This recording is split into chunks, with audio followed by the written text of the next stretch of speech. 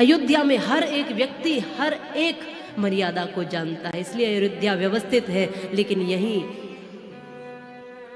केवल एक कैकई के विमुख हो जाने पर सब कुछ बिखर गया।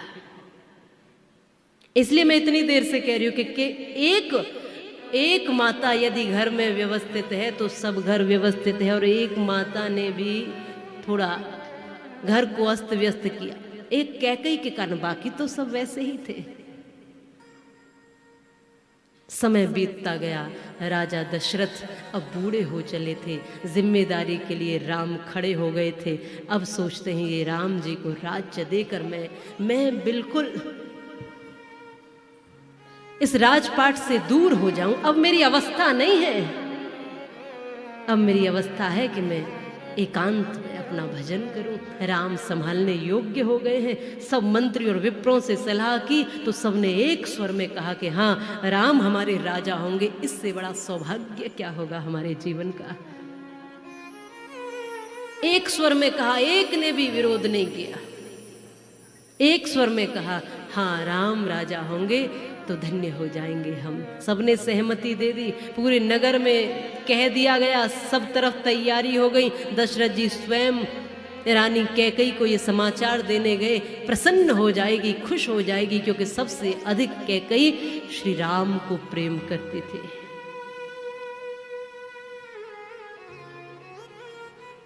सबसे अधिक।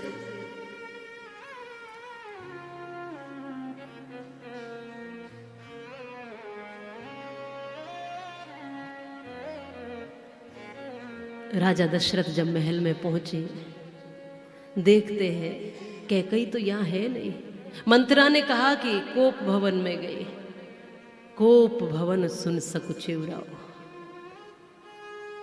क्योंकि कोप भवन में जाया ही उस समय जाता था जब कोई दुख हो, कोई कष्ट हो, कोई व्यथा हो, तो अपना मन हल्का करके आ जाए। लेकिन ये तो आई नहीं थी अब तक। कोप भवन का नाम सुनते ही सकुचा गए हैं महाराज दशरथ। लेकिन गए, जैसे तैसे आगे कदम बढ़ाते हुए गए। जब वहां पहुंचे, देखा स्थिति अलग थी, क्योंकि मंथरा ने पूर्व से सब तैयारी कर दी थी। जो 2 वरदान हैं तुम्हारे, वो मांग लेना, सही समय है। क्यों? क्योंकि तुम्हारी भलाई है इसमें। राम यदि राजा बने तो कौशल्या तो तुम्हें जीने ही नहीं देगी। वही छोटी बात, वही छोटी सोच पहले से ही तैयार कर दिया। वो कैकई जो राम जी को सबसे ज्यादा प्रेम करते थे, आज वो राम को वन भेजने को तैयार है। दशरथ जी ने कहा कि कौन सा ऐसा कष्ट या दुख है तुम्हें कैकई, जो इस अवस्था में हो। सारे आभूषणों का त्याग, सारे राजसी वस्त्रों का त्याग, ऐसा क्यों किया? अगर कोई कष्ट है तो बताओ। यदि तुम्हारा अपमान किसी ने किया हो तो मैं अभी दंड दूंगा। तुम बोलो तो सही एक बार। रानी कैकई कहती है, बोल तो दूं मैं हे महाराज, लेकिन मुझे भरोसा नहीं है कि मेरे बोलने का मान रख पाओगे आप। राजा दशरथ कहते हैं, मैं रघुकुल से हूं। रघुकुल रीत सदा चली आई। एक रीति है कि मैं जो बोल दूं वो होगा ही होगा। और मैं तुम्हें कहता हूं कि तुम जो कहोगी वो होगा, तुम जैसा कहोगी वो होगा। मैं ऐसा शुभ समाचार लेकर आया हूं रानी तुम्हारे लिए कि आज तुम ये सारा कष्ट भूल जाओगी। तुम उठो तो तुम कहो, कारण क्या है तुम्हारी उदासी का, तुम्हारी कष्ट का, तुम्हारे दुख का। आज कैकई कहती है, कह तो दूं पर भरोसा नहीं है।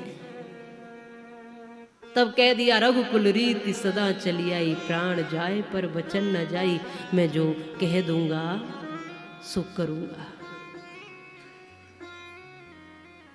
कैकई उठकर खड़ी हुई और कहती है, अब 2 वरदान जो किसी समय आपने देने का वचन लिया था, बस वो वचन मैं आपसे लेना चाहती हूं। 2 वरदान चाहिए। राजा दशरथ तो समझ भी नहीं पा रहे उस कुटिलता को या उस सूक्ष्मता को कि कहां तक सोच जा सकती है। राजा दशरथ सोचते हैं कि इतना खुशी का अवसर है, जो भी मांगेगी सो दे ही दूंगा। राम राजा बनेंगे, इससे ज्यादा खुशी का अवसर तो कुछ है नहीं। अरे कैकई तू आज मेरे प्राण भी मांग लेगी ना तो वो भी दे दूंगा। कैकई ने कहा मुझे विश्वास नहीं होता कि दे पाओगे, मुझे भरोसा नहीं होता है कि दे पाओगे, इसीलिए वो जो तुम्हें सबसे प्रिय है उसकी सौगंध खाकर कहो कि वो 2 वरदान मेरे दे पाओगे। दशरथ जी ने कहा कैकई मैं तेरी शपथ खाकर कहता हूं तू जो मांगेगी सो दूंगा। कैकई ने तुरंत कहा नहीं नहीं मेरी नहीं, जो तुम्हें सबसे प्रिय है उसकी सौगंध खाकर कह दो। आज दशरथ जी ने कहा कैकई मैं मेरे प्रिय पुत्र राम की शपथ खाकर कहता हूं कि तू जो मांगेगी सो दूंगा। कैकई बैठ गई, हंसने लगी, मुस्कुराने, थोड़ी सी चमक आ गई, अब तो जरूर मिलेगा। प्रसन्न है, वरदान मांगने लगी।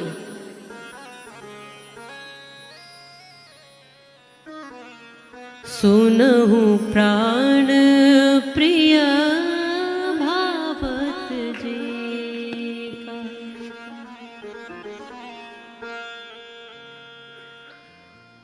देहु एक बर भरत टीका, देहु एक बर भरत टीका,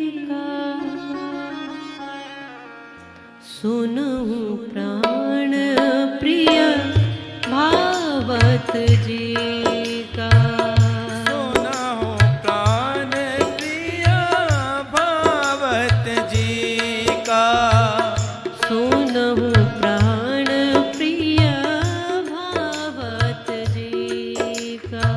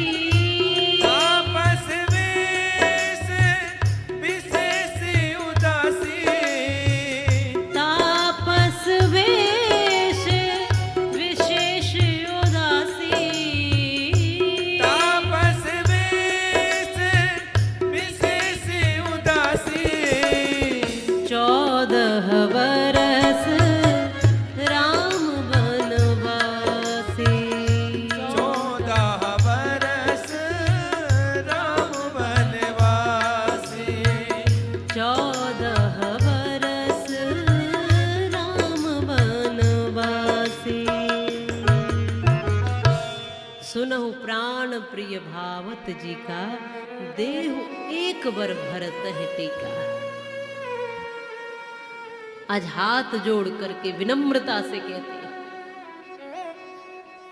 अपने वचन को पूरा जरूर करना। हे महाराज दशरथ, पहला प्रथम जो वरदान है हाथ जोड़कर निवेदन कर, पहले भाव से विनम्रता से कहती हूं, मेरे पुत्र भरत को राज्य दे दीजिए। और दूसरा वरदान हाथ जोड़कर मांगती हूं, अपने पुत्र राम को 14 वर्ष का वनवास। बस यहां इन शब्दों को समझने की आवश्यकता है। जब कैकेयी ने ये कहा कि मेरे पुत्र भरत को राज्य और आपके पुत्र राम को वनवास, यही महाभारत के समय धृतराष्ट्र के शब्द थे। गीता जी के पहले श्लोक का भाव यही है ना,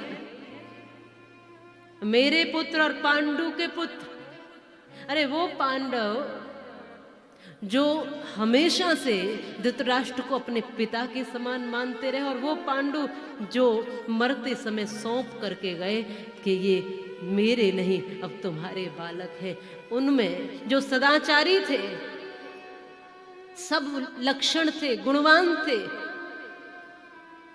फिर भी ये दृष्टि रखना कि जो मेरा है चाहे कैसा भी है पर सबसे श्रेष्ठ है, सर्वश्रेष्ठ है, ये पुत्र मोह। मेरे पुत्र और पांडु के पुत्र, यही भेद हो गया। मेरे पुत्र भरत को राज्य, राम को वन। राजा दशरथ बस इतना सुनते हैं, मूर्छित होकर गिर जाते हैं। होश आता है तो हाथ जोड़कर निवेदन करते हैं, अरे कैकेयी तू तो माँ है, राम की माता है, अपने पुत्र राम भरत को तू बेशक राज्य दे दे। मैं राम से कह दूंगा, मेरा राम बड़ा धर्मात्मा है, बड़ा उदार है। मैं एक बार कहूंगा कि ये जो राज्य अभिषेक तेरा होना था, तेरी जगह भरत का होना है, इतना मैं कह दूंगा। वो ये भी नहीं पूछेगा कि क्यों होना है, वो सारा राज्य दे देगा। लेकिन मेरे राम को वन मत भेज, इतना कष्ट मत दे। मैं बार बार निवेदन करता हूं, बार बार कहता हूं।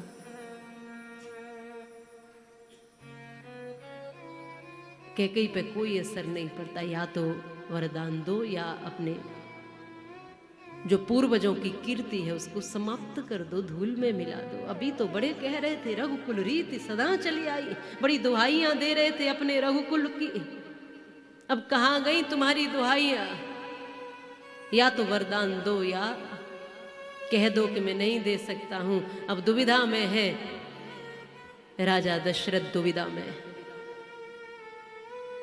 न कुछ कह पाते हैं, मूर्छित हो जाते हैं, बार बार निवेदन आग्रह बस इतना ही कर पाते हैं, अरे रानी मान जा, कैकेयी मान जा, बार बार यही शब्द हैं, बस इतने ही शब्द दोहराए जा रहे हैं। प्रातः होने जा रहा है, सूर्योदय होने जा रहा है, अभिषेक का समय हो जाएगा, सब लोग आ जाएंगे, क्या होगा, अब भी मान जा। अंत तक समझाते रहे, लेकिन जब कोई बात समझ में नहीं आई, दशरथ जी ने आज ये कहते हुए, अरे कैकेयी जो 7 फेरे, जो अग्नि के को साक्षी मानकर जो बंधन तेरे साथ जोड़ा था, आज सारे बंधन में तुझसे तोड़ता हूं, सारे रिश्ते तेरे साथ समाप्त करता हूं। जीते जी मेरे साथ तेरा कोई रिश्ता नहीं, और मरणोपरांत यदि मेरे प्राण भी निकल जाएं तो भी मेरे शरीर से कोई अधिकार नहीं। कदापि तेरे पुत्र भरत का भी तनिक भी इसमें हाथ हो तो उससे भी मेरा कोई रिश्ता नहीं है। सारे रिश्ते तोड़कर बार बार मूर्छित होते हैं। सुमंत को बुलाया, सुमंत आए हैं, समय हो चुका है, मुहूर्त का समय हो रहा है, गुरुजन इत्यादि विप्रजन सब प्रतीक्षा में है, महाराज क्यों नहीं आए। सुमंत ने अवस्था देखी, स्थिति ठीक नहीं लगी, इतना ही कह पाए कि बस राम को बुला दो, और अब राम आए हैं, बस राम आए।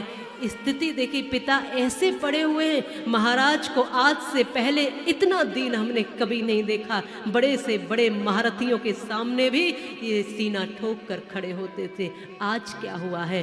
कैकेयी ने कहा तुम्हारे कारण पड़े हैं, मेरे कारण। मुझ जैसे पुत्र को फिर जीने का अधिकार भी क्या है? यदि मेरे पिता मेरे कारण इस तरह दुखी है, कारण क्या है वो तो बताइए। कैकेयी कहती है कि मैंने 2 वरदान तुम्हारे पिता से मांगे हैं, एक भरत को राज्य, तुम्हें 14 वर्ष का वनवास। राम जी ने कहा बस इतनी सी बात के लिए पिता इतने दुखी है। अभी कुछ देर बाद ही राज्याभिषेक होने वाला था, चक्रवर्ती सम्राट बनने वाले थे। ये इतनी सी स्थिति नहीं हो सकती, वो तो राम है जो ये कह सकते हैं कि बस इतनी सी बात। अगर एक हाथ जमीन छोटे भाई को ज्यादा मिल जाए तो झगड़े हो जाते हैं घरों में। ये इतनी सी बात नहीं थी, वो तो इतना बड़ा राज्य पूरा देने वाले थे, और राज्य ही नहीं, बिना अपराध के राम जी को 14 वर्ष, इतना भयंकर वनवास जो किसी अपराधी को उस समय दंड के रूप में दिया जाता था। पर वो राम है ना, कुछ नहीं कहा, सिरोधार्य कर लिया, स्वीकार कर लिया सब कुछ, और बस ये कह दिया सुन जननी सोई सुत बड़भागी, जो पितु मात वचन अनुरागी, तनय मातु पितु तोष निहारा, दुर्लभ जननी सकल संसारा।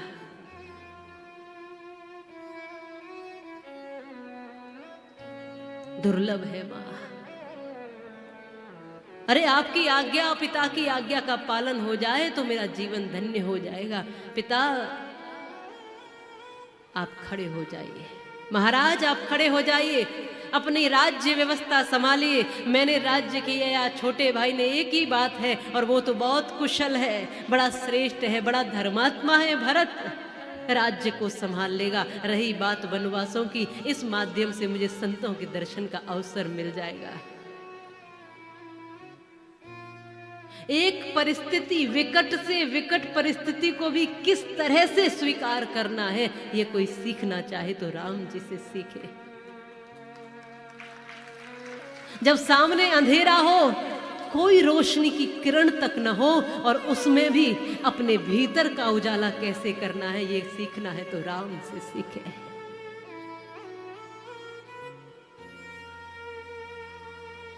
ये सीखना है तो श्री राम से सीखे।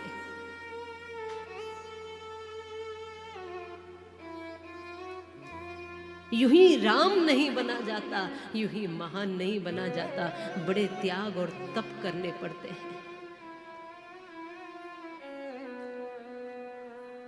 राम जी ने सहज होकर कह दिया कि सब स्वीकार है मां, किंतु नहीं, कोई प्रश्न नहीं, कोई चेहरे पर, माथे पर कोई चिंता की लकीरें नहीं। बात ऐसी नहीं थी कि राम जी को पहले से पता था। एक वो स्थिति अलग करके रख दीजिए, आप हर कार्य में उनकी भगवत्ता को सामने लेकर मत आइए, आप एक मानवता, मनुष्यता को लेकर आइए, तब शायद आज के धरातल पर आपके जीवन में कथा ज्यादा असरदायक होगी। भगवान कह देने से सबसे छूट जाओगे आप, लेकिन आज उस स्थिति को अगर महसूस किया कि राम वो थे कि विकट से विकट परिस्थिति थी, फिर भी किंतु नहीं था, प्रश्न नहीं था, चिंता नहीं थी, उस स्थिति को संभाल लिया था। महलों का राज्य नहीं, जंगल के लिए जाना है, उसमें भी तैयार हो गए थे, क्योंकि राम किसी और के प्रकाश से नहीं चमकते हैं, राम जी के पास स्वयं का प्रकाश है चमकने के लिए। अपना स्वयं का प्रकाश।